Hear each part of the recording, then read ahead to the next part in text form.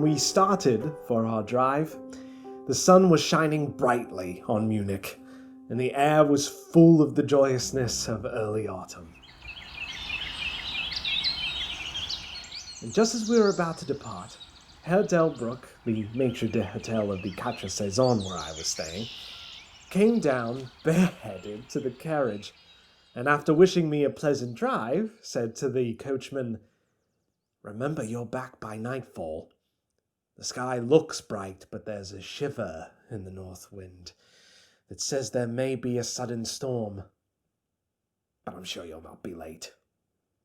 Here he added, "For you know what night it is." Johann answered with an emphatic, "Ja, mein Herr," and, touching his hat, drove off quickly. When we had cleared the town, I said, after signaling him to stop, "Tell me, Johann, what is tonight?" He crossed himself and answered laconically, "Walpurgis Nacht." Then he took out his watch, a great old-fashioned German silver thing as big as a turnip, and looked at it with his eyebrows gathered together in a little impatient shrug of his shoulders. I realized this was his way of respectfully protesting against the unnecessary delay, and sank back in the carriage, merely motioning him to proceed. He started off rapidly, as if to make up for lost time, and every now and then the horses seemed to throw up their heads and sniff the air suspiciously. On such occasions, I often looked around in alarm. As we drove, I saw a road that looked little used, and which seemed to dip through a little winding valley. It looked so inviting that, even at the risk of offending him, I called Johann to stop. And when he had pulled up, I told him I would like to drive down that road. He made all sorts of excuses and frequently crossed himself as he spoke, and this somewhat piqued my curiosity, so I asked him various questions. He answered fencingly and repeatedly looked at his watch in protest.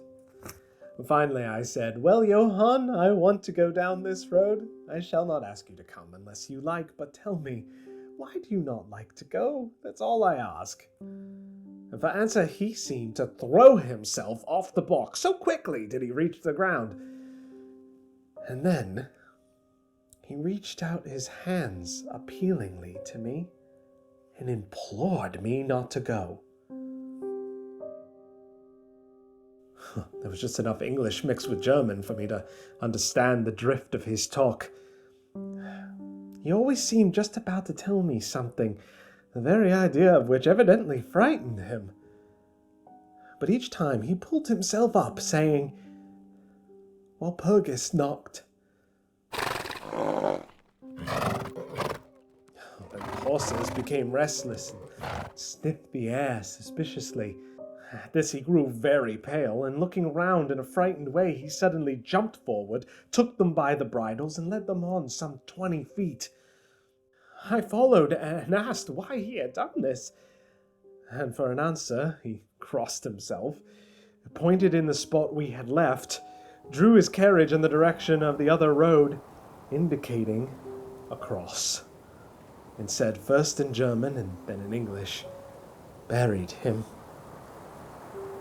what killed themselves."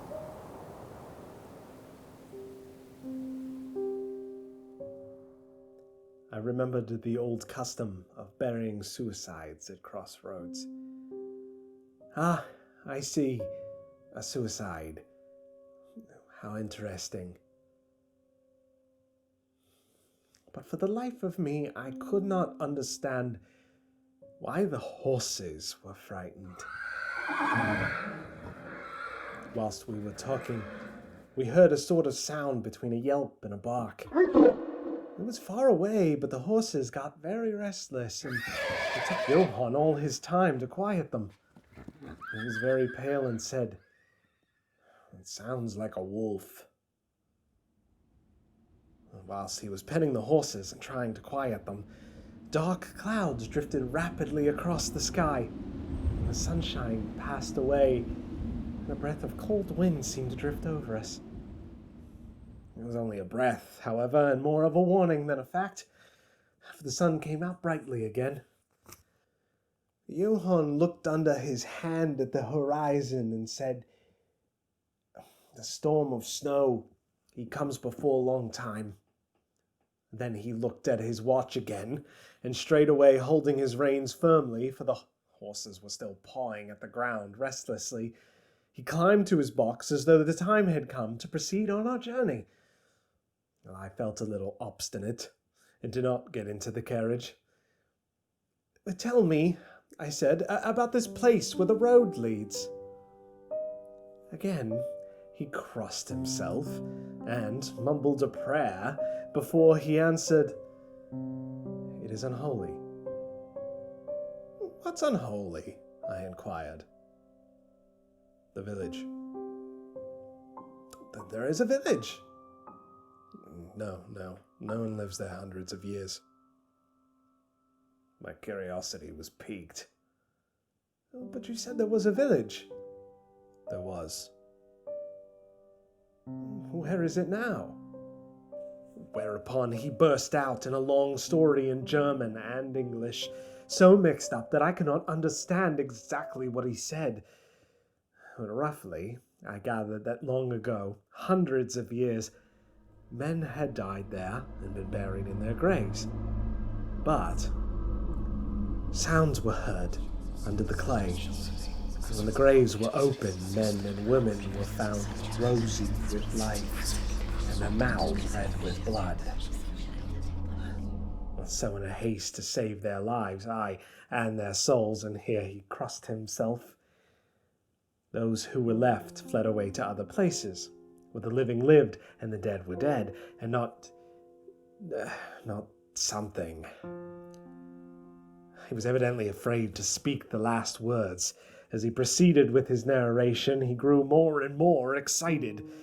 It seemed as if his imagination had gotten a hold of him, and he ended in a perfect paroxysm of fear, white-faced, perspiring, trembling, and looking all around him, as if expecting some dreadful presence to manifest itself there, in the bright sunshine of the open plain. Finally, in an agony of desperation, he cried, "Walpurgis Nacht!" and pointed to the carriage for me to get in. All of my English blood rose at this, and standing back, I said, "You are afraid, Johann, you are afraid. Go home. I shall return alone. The walk will do me good." The carriage door was open. I took from my seat my oak walking stick, which I always carry on my holiday excursions, and closed the door, pointing back to Munich, and said, "Go home, Johann. Walpurgis Nacht doesn't concern Englishmen." The horses were now more restless than ever, and Johann was trying to hold them in while excitedly imploring me not to do anything so foolish. I pitied the poor fellow. He was so deeply in earnest, but all the same I could not help laughing. After giving the direction, home, I turned to go down the crossroad into the valley. And with a despairing gesture, Johann turned his horse toward Munich. I leaned on my walking stick and looked after him. He went slowly along the road for a while, and then there came over the crest of the hill a man, tall and thin. When he drew near the horses, they began to jump and kick about, and then to scream with terror. They bolted down the road, running away madly. I watched them out of sight, and then looked around for the stranger, but found that he too was gone. I turned down the side road, through the deepening valley to which Johann had objected, and there was not the slightest reason I could see for his objection. I dare say I tramped for a couple of hours without thinking of time or distance, and certainly without seeing a person or house. I sat down to rest myself and began to look around. And it struck me that it was considerably colder than it had been at the commencement of my walk. I looked upwards and noticed that there were great clouds drifting across the sky from north to south at such a great height that there were signs of a coming storm in some lofty stratum of the air. I had said I was going to see the deserted village, and so on I went, and presently came on a wide stretch of open country, shut in by hills all around. I followed with my eye the winding of the road, and saw that it curved into a clump of trees and was lost behind it. There came a cold shiver in the air, and snow began to fall. I thought of the miles and miles of bleak country I had passed, and then hurried on to seek shelter of the wood in front. Darker and darker grew the sky, and faster and heavier fell the snow. The air became icy cold. The snow was falling so quickly, and every now and then the heavens were torn asunder by lightning, and in the flashes I could see ahead of me a great mass of trees. I was soon amongst the shelter of the trees, and there, in comparative silence, I could hear the rush of the wind high overhead. The weird sound of a wolf appeared to be echoed by many similar sounds around me. Now, as the snow had ceased to fall, I walked out from my shelter. It appeared to me that amongst so many old foundations as I had passed, there might still be standing a house in which, though in ruins, I could find some sort of shelter for a while. And as I skirted the edge of the copse, I found that a low wall encircled it, and following this, I presently found an opening. Here, the trees formed an alley leading up to a square mass of some kind of building. Just as I caught sight of this, however, the drifting clouds obscured the moon, and I passed up the path in darkness. I stopped. There was a sudden stillness. The moonlight broke through the clouds, showing me that I was in a graveyard. And the square object before me was a great, massive tomb of marble. Impelled by some sort of fascination, I approached the sepulchre and walked around it and read over the Doric door in German, Countess Dollingen of Gratz, in Styria, sought and found death, 1801. And on the top of the tomb, seemingly driven through the solid marble, was a great iron spike or stake. And on going into the back, I saw graven in great Russian letters, "The dead travel fast." I began to wish for the first time that I had taken Johann's advice. Here a thought struck me with a terrible shock. This was Walpurgis night.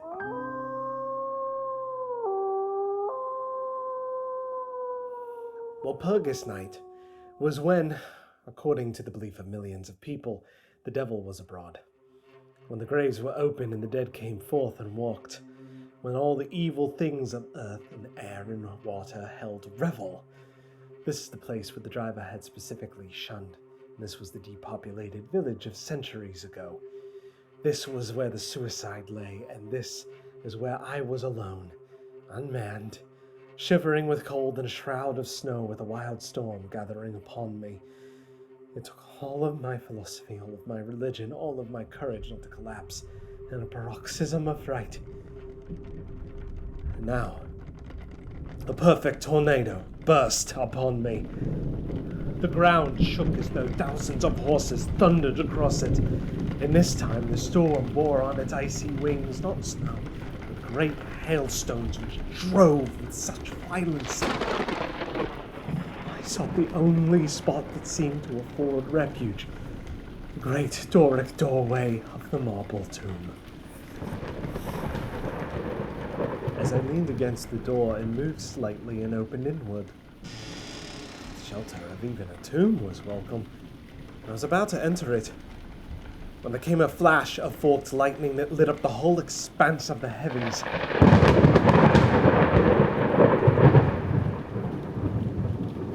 And in that instant, as I am a living man, I saw as my eyes turned to the darkness of the tomb,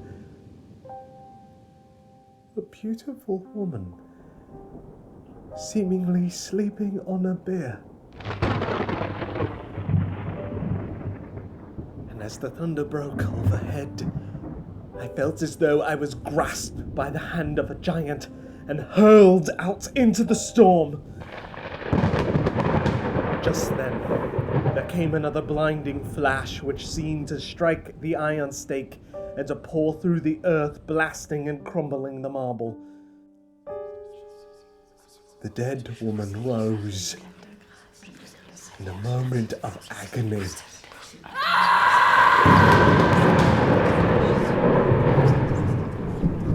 Her bitter scream of pain was drowned in the thunder crash. The last thing I heard was this mingling of dreadful sound, as again I was seized in the giant grasp and dragged away, while the house stones beat on me and the air around seemed reverberant with the howling of wolves. The last sight I remembered was a vague, white, moving mass, as if all the graves around me had sent out the phantoms of their sheeted dead.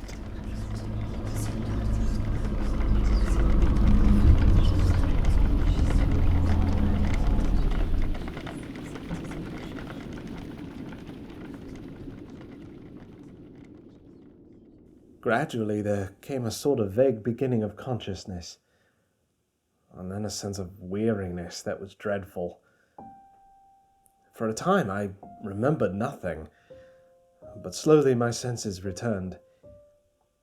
My feet seemed positively racked with pain. I could not move them. They seemed to be numbed.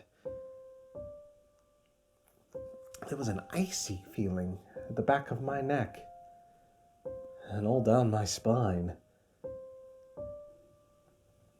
Oh, but there was in my breast a sense of warmth, which was, by comparison, delicious.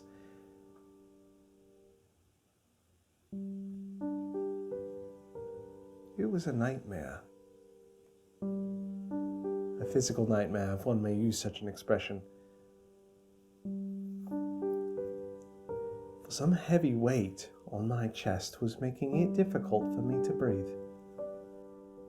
A vast stillness enveloped me, as though all the world were asleep or dead, only broken by the low panting as of some animal close to me.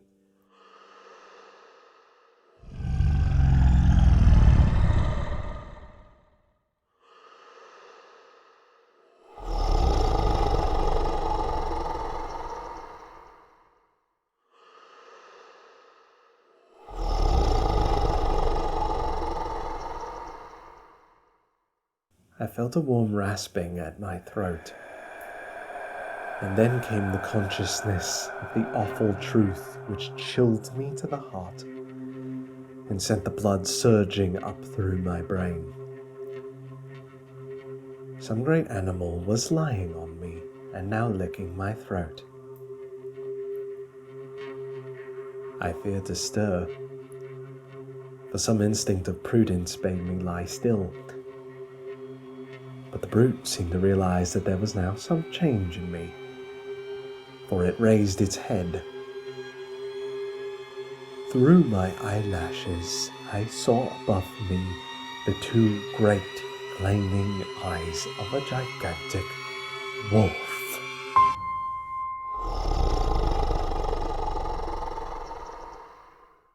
Its sharp white teeth gleamed in the gaping red mouth, and I could feel its hot breath, fierce and acrid, upon me. For another spell of time, I remember no more. But then, I became conscious of a low growl, followed by a yelp, renewed again and again. And then, seemingly very far away, I heard a "Hello! Hello!" as of many voices crying out in unison. As the voices drew closer, the wolf yelped faster and louder. I feared to make either sound or motion. Then, all at once, from beyond the trees there came a troop of horsemen bearing torches. The wolf rose from my breast and made for the cemetery. I saw one of the horsemen raise his carbine and take aim, and I heard the ball whiz over my head. Another sighted the animal as it slunk away, and a shot followed.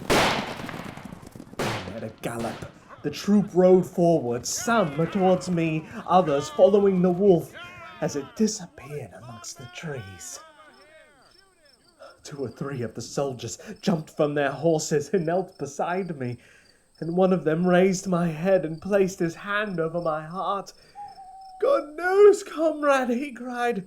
"The heart still beats." Then some brandy was poured down my throat. It put vigor into me. Lights and shadows moved amongst the trees, and I heard the men call to one another. More men came pouring out of the cemetery, pell-mell, and those who were around me asked them eagerly, "Well, have you found him?" The reply rang out hurriedly, "No, no! Come away, quick, quick! This is no place to stay, and on this of all nights!" "What was it?" was the question asked in all manner of keys. "A wolf, and yet not a wolf," another put in shudderingly. "No use trying for him without the sacred bullet," a third remarked. "Him," one said, pointing at me. "Is he safe? Look at his throat. See, comrades, the wolf has been lying on him and keeping his blood warm." The officer looked at my throat and replied, "Oh, he is all right. The skin is not pierced." "Well, what became of it?" asked the man who was holding my head. "It went home," answered another. "Come, comrades, come quickly, let us leave this cursed place." And the officer raised me to a sitting posture as he uttered a word of command, and then several men placed me upon a horse, and the officer sprang to saddle behind me. We rode away in swift military order. I must have fallen asleep. The next thing I remembered was finding myself standing up, supported by a soldier on either side of me. It was almost daylight. The officer was telling the men to say nothing of what they had seen, except that they had found an English stranger, guarded by a large dog. "Dog? That was no dog," cut in the man who had exhibited such fear. "I think I know a wolf when I see one." The young officer answered calmly, "I said a dog." Instinctively, I raised my hand to my throat, and as I touched it, I cried out in pain. The men crowded around to look, some stooping down from the saddles, and again there came the calm voice of the young officer. "A dog, as I said. If aught else were to be said, we should only be laughed at." I was then mounted behind a trooper, and we rode on into the suburbs of Munich. And here we came across a stray carriage into which I was lifted, and was driven off to the Quatre Saisons. When I arrived, Herr Delbruck rushed so quickly down the steps to meet me that it was apparent he had been watching within, and taking me by both hands, he led me in. I warmly thanked the officer and his brave comrades for saving me. He replied simply that he was more than glad, and that Herr Delbruck had compensated the search party in advance. The officer then pleaded duty and withdrew. But Herr Delbruck, how did you know that I was lost? I asked. He replied, the driver came hither with the remains of his carriage, which had been upset when the horses ran away. Oh, but surely, I said, you would not send a search party of soldiers merely on this account. Oh, no, he answered. But even before the coachman arrived, I had this telegram from the boy whose guest you are. And he took from his pocket a telegram, which he handed to me.